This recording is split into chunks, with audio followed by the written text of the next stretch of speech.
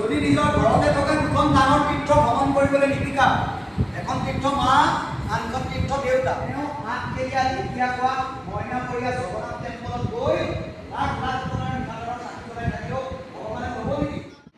আমি শিক্ষা গ্ৰহণ কৰিছোঁ, আমি যিকোনো এখন স্কুলত পঢ়িছোঁ, এখন মহাবিদ্যালয়লৈ গৈছোঁ, বা আমি আজি ভাল ICS অফিচাৰ, APSC ভাল এজন বিষয়া হৈছোঁ, আমি ডক্টৰ হৈছোঁ, ইঞ্জিনিয়াৰ হৈছোঁ, আমি আনুষ্ঠানিক শিক্ষাৰে বহল আনুষ্ঠানিক শিক্ষাৰ মানে আমি ঠেকভাৱে বহুত শিক্ষিত হৈছোঁ, কিন্তু আমি শিক্ষা ল'ব পৰা নাই কি জানা? বহল অৰ্থৰ শিক্ষা, যিটো বহল শিক্ষা। আগলৈ যেতিয়া উচ্চ শিক্ষাত পঢ়িবা, যদি কলা শিক্ষাত এডমিশ্যন লোৱা, তেতিয়া দেখিবা আৰ্টছত শিক্ষাৰ প্ৰকাৰ দুটা। কেইটা? দুটা। এটা বহল অৰ্থৰ শিক্ষা, এটা আনুষ্ঠানিক শিক্ষা, এটা ৱাইড এডুকেশ্যন, এটা নেৰ' এডুকেশ্যন। এতিয়া আমি আনুষ্ঠানিক শিক্ষাৰে তুমি ডক্টৰো হ'ব পাৰা, ইঞ্জিনিয়াৰ হ'ব পাৰা, কিন্তু বহল অৰ্থৰ শিক্ষাৰে শিক্ষিত হৈ নিজক যদি এখন চাৰ্টিফিকেট দিব নোৱাৰে যে মই এজন মানুহ নামৰ চাৰ্টিফিকেটখন পাবলৈ বৰ্তমান বৰ টান। আজি কোনোবা এজন ডক্টৰ হ'ব পাৰে, কিন্তু তেওঁ ভাল মানুহ নহ'বও পাৰে। কোনোবা এজন ডাঙৰ ইঞ্জিনিয়াৰ হ'ব পাৰে, পঢ়া শুনাত এজন মেধাৱী হ'ব পাৰে, কোনোবা এজন চাইণ্টিষ্ট হ'ব পাৰে, কিন্তু তেওঁ গ্ৰহণ কৰা মানুহ নামৰ চাৰ্টিফিকেটখন তেওঁ নাথাকিবও পাৰে।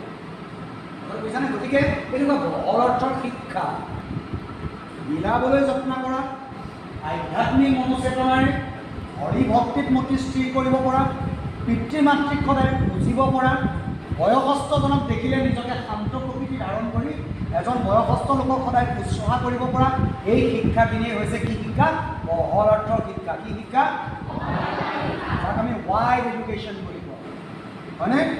এতিয়া সেই বহল অৰ্থৰ শিক্ষাৰ কাৰণে অনুপ্ৰাণিত কৰি ইমানখিনি কণ কণ মইনাক গোটাই উদ্যোক্তা মণ্ডলীয়ে যিটো প্ৰয়াস কৰিছে, এই প্ৰয়াসৰ কাৰণে মই অভিভাৱকে কণ্ঠ কৰি সমস্ত পৰীক্ষাৰ্থীসকলক মই উদ্যোক্তাসকলৰ কাৰণে একাজনী জোৰদাৰ হাত চাপৰি দিবৰ কাৰণে কামনা কৰিছোঁ।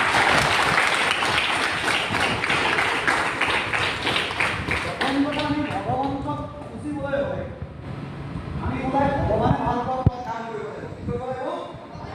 ভগৱানে ভাল পোৱা কাম কৰিব লাগিব। আমি মিঠাতেলৰ চাকি লাখ টকাৰ 8 কেজিয়া বনাব জ্বলাই লাভ নাই, যদি আমি কিন্তু ভগৱানে বেয়া পোৱা কাম হৈছে। বুজি পাইছা?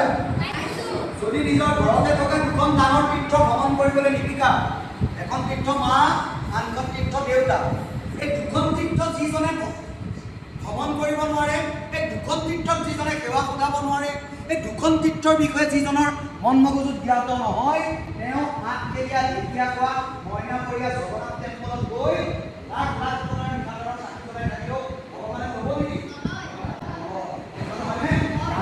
সন্মান কৰিবলৈ শিকিব লাগিব, পিতৃ মাতৃক শ্ৰদ্ধা কৰিবলৈ শিকিব লাগিব। এতিয়া জানিবা, যি ভগৱানলৈ ভাল পোৱা কৰ্ম কৰিব, তেওঁ ভগৱানক বিচাৰি অসমৰ ইমূৰৰ পৰা পৃথিৱীৰ ইমূৰৰ পৰা ইমূৰলৈ হাবাথুৰি খাব নালাগে। ভগৱান নিজেই দৌৰ মাৰি আহি তোমাৰ ওচৰত পাবহি লাগিব। বোলে হয় দেই, ল'ৰাটো ভাল। কি ল'ৰাটো? কি